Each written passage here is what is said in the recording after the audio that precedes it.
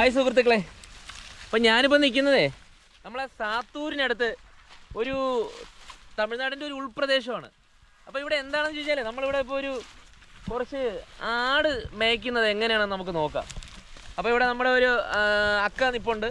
അപ്പോൾ അവരുടെയാണ് ഈ ആടൊക്കെ. ഏകദേശം ഒരു 10 നമുക്ക് ദൂരക്കാഴ്ചയിൽ കാണാൻ പറ്റും. ഏകദേശം ഒരു 150ഓളം ആടുകളുണ്ട്. അപ്പോൾ ഇവരുടെയൊക്കെ ജീവിതം നമുക്ക് എന്താണെന്ന് മനസ്സിലാക്കാം. അപ്പോൾ അത് നമുക്ക് നോക്കാൻ വേണ്ടിയിട്ടാണ് നമ്മളിന്ന് ഇങ്ങോട്ട് ഇറങ്ങിയത്. അപ്പോൾ നമ്മളും കൂടെയാണ്, നമ്മളെ കൂട്ടുകാരുണ്ട്. അപ്പോൾ നമ്മളിന്ന് മെയിനായിട്ട് ഇതിന് വന്നതെന്ന് പറഞ്ഞാൽ നമ്മൾ ഇവരുടെയൊക്കെ ഈ ജീവിതം നമുക്ക് എന്താണെന്ന് മനസ്സിലാക്കണം. അപ്പോൾ നമ്മളിങ്ങനെ കാറിലൊക്കെ പോകുമ്പോഴേക്കും നമ്മളിങ്ങനെ കാണാറുണ്ട്, ഇങ്ങനെ ഒരു ദൂരക്കാഴ്ചയിൽ ഇതുപോലെ ആടുകളെയൊക്കെ മേയ്ക്കുന്നതൊക്കെ നമുക്ക് കാണാൻ പറ്റും. പക്ഷേ ഇവരുടെയൊക്കെ നമുക്കൊന്ന് ജീവിതം നമുക്ക് ചോദിച്ച് മനസ്സിലാക്കാം. അപ്പോൾ ഉണ്ണി ഐസ്ക്രീം വ്ളോഗിൻ്റെ പുതിയൊരു വീഡിയോയിലേക്ക് നിങ്ങൾക്ക് എല്ലാവർക്കും സ്വാഗതം. ഓക്കെ, അപ്പോൾ നോക്കിയാലോ.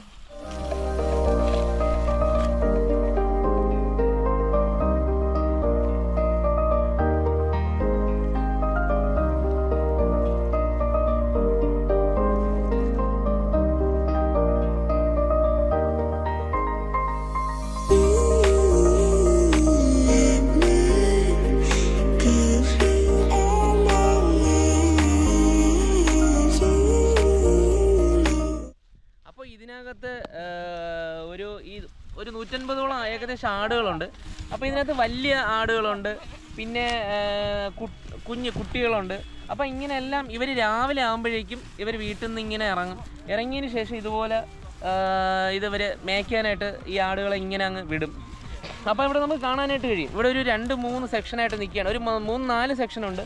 ഇത് അവിടെ ഒരാൾ നിൽപ്പുണ്ട്, ഇവിടെ പിന്നെ ഒരു ചേച്ചി നിൽപ്പുണ്ട്, പിന്നെ അത് അപ്പുറത്തായിട്ട് 2 പേര് നിൽപ്പുണ്ട്. അപ്പോൾ ഇങ്ങനെ എല്ലാം കൂടി 150ഓളം ആടുകൾ ഇപ്പോൾ ഇവിടെ നിൽപ്പുണ്ട്. അപ്പം നമുക്ക് ഇതിൻ്റെ കൂടുതൽ കാര്യങ്ങൾ നമുക്ക് ചോദിച്ച് മനസ്സിലാക്കാം. അക്ക ഇത് എത്ര മണി വരെ ഇതെല്ലാമേ? 10 வரைக்கும். 10 மணி வரைக்கும் மேய்ப்போம். திரும்பி வீட்டுக்கு போயிடும். திரும்பி 4 மணிக்கு. കാലയിൽ 10:30 മണി വരെ.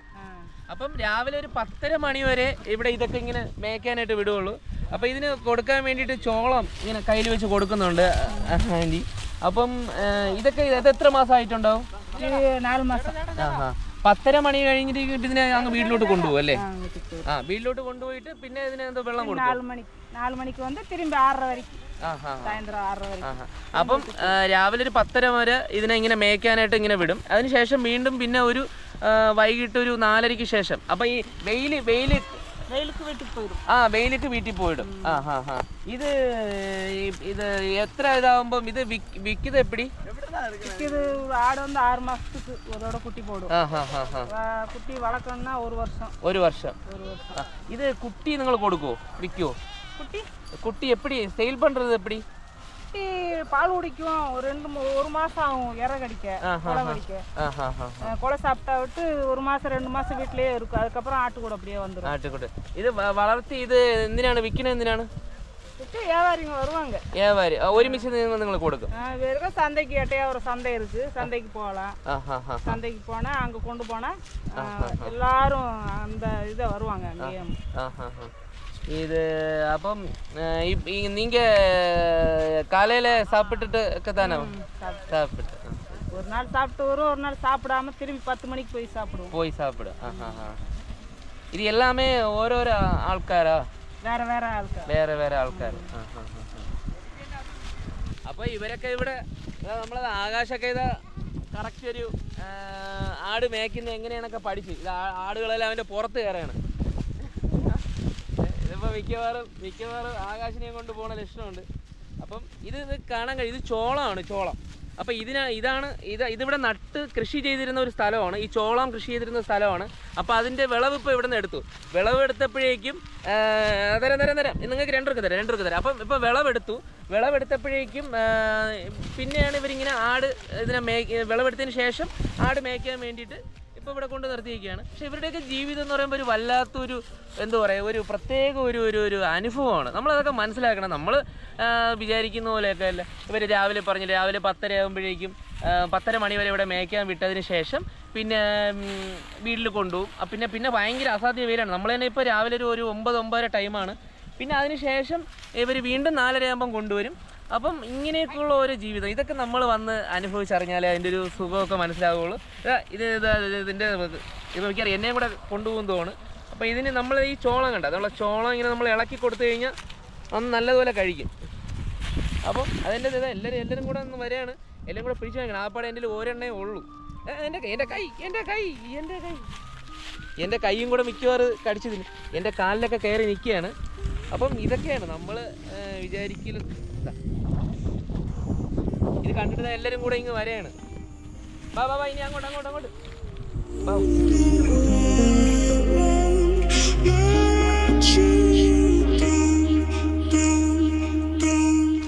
പിന്നെ വേറൊരു കാര്യം എന്ന് പറയുമ്പം ഇവരുടെ ഒരു കാവലെന്നൊക്കെ പറയാം. നമ്മുടെ ഇതൊരു ഒരു വല്ലാത്തൊരു ഏരിയയാണ്. അതായത് അധികം വീടുകളൊന്നും ഇല്ലാത്ത ഒരു ഫോറസ്റ്റ് ഏരിയ പോലെയൊക്കെയാണ് ഏകദേശം ഇതിൻ്റെ ഒരു ഉൾപ്രദേശം എന്ന് പറയുമ്പോൾ. അപ്പോൾ ഇവിടെ കാവലിന് വേണ്ടിയിട്ട് ഇതുപോലുള്ള ഇത് രാജപാളയം രാജപാളയം. ഇത് നമ്മൾ കണ്ടിട്ടില്ലേ, രാജപാളയം വേട്ട നായ്ക്കൾ എന്നൊക്കെ പറയില്ലേ. അപ്പം കാട്ടുക്ക് രാജ, അതാണ് രാജപാളയം ഡോഗാണ്. അതൊരു 2-3 ഉണ്ട്, അവിടെയൊക്കെ നിപ്പുണ്ട്. മൂന്നെണ്ണം ഉണ്ട്. അപ്പം മലയാളം അറിയോ? മലയാളത്തിൽ അവിടെ ഉണ്ട്. എവിടെ കൊല്ലം, കൊച്ചി, അറിയോ? മലയാളം നമുക്കറിയാം. രാജപാളയന്റെ അടുത്ത് വന്ന് നിൽക്കുകയാണ്. എനിക്കൊരു പേടിയുണ്ട്, കാരണം ഇതുവെല്ലാം കടിക്കുമെന്ന്. എന്റെ മുഖം കാണുമ്പോൾ അറിയാൻ പറ്റും.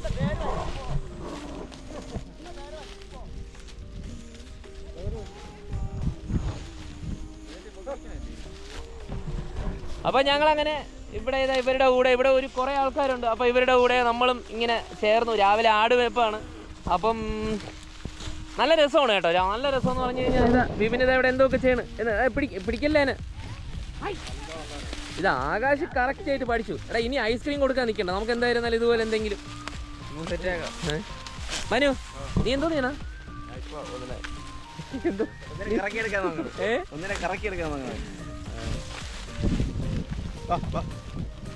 മനു ഇതാ നമ്മളെ ചോളം ഉണ്ടല്ലോ, മനുവൊക്കെ കൊടുത്തപ്പോൾ ആടുകളൊക്കെ നല്ല ഉത്സാഹിച്ച് കഴിക്കുകയാണ്.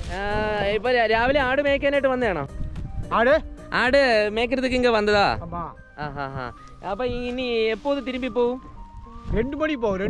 2 മണി വരെ ഇങ്ങനെ നിൽക്കും. അപ്പോൾ അങ്ങനെ ഞങ്ങള് ഇവരുടെയൊക്കെ കുറച്ച് കാര്യങ്ങൾ നമ്മൾ ചോദിച്ചു മനസ്സിലാക്കി. എല്ലാം നമുക്ക് മനസ്സിലാക്കാൻ പറ്റിയെന്ന് വരില്ല. അപ്പം ഇതൊക്കെയാണ് അവരുടെ ഒരു ജീവിതം എന്ന് പറയുമ്പോൾ. രാവിലെ ആകുമ്പോഴേക്കും അവരിങ്ങനെ ഇതുപോലുള്ള ഓരോ ഇങ്ങനെ വലിയ പാടങ്ങളിൽ, കൃഷി ചെയ്ത വലിയ പാടങ്ങളിൽ ഇങ്ങനെ അവർ ഈ ആടുമായിട്ട് അങ്ങ് ഇറങ്ങും. ഇതിലൊരു 4-5 പേരുണ്ട്.